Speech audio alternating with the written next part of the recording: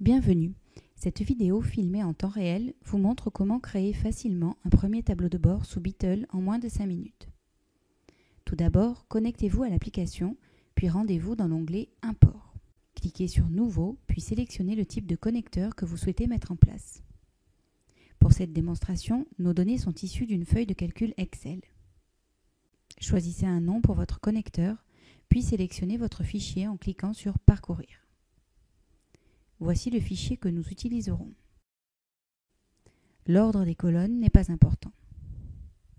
Sélectionnez ensuite le numéro de l'onglet à importer et cliquez sur Charger.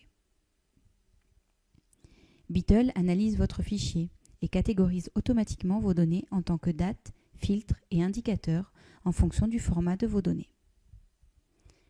Si un champ a été identifié comme un indicateur alors que vous souhaitez l'utiliser comme un filtre, glissez-le simplement dans la rubrique correspondante. Notez qu'il n'est pas possible de glisser un filtre vers la rubrique indicateur. Vous pouvez ensuite appliquer une hiérarchie au sein de vos filtres. Par exemple ici, les villes sont rattachées à des départements. Une fois le paramétrage terminé, cliquez sur Sauvegarder pour enregistrer votre connecteur et importer vos données.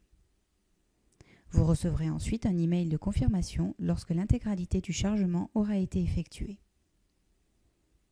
Les indicateurs ont été créés automatiquement et apparaissent désormais dans l'onglet Indicateurs. Cet onglet vous permet notamment de revenir sur le paramétrage avancé de chaque indicateur et d'en créer de nouveaux. Rendez-vous ensuite dans l'onglet Tableau de bord pour visualiser le résultat.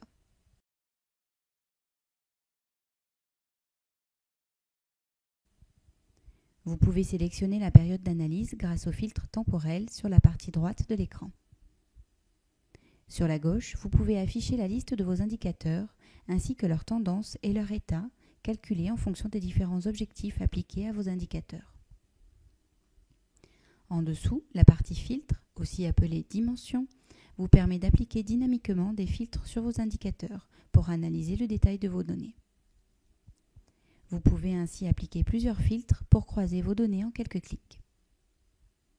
Enfin, il est possible de visualiser l'historique de chaque indicateur en cliquant sur l'icône correspondant. À vous de jouer!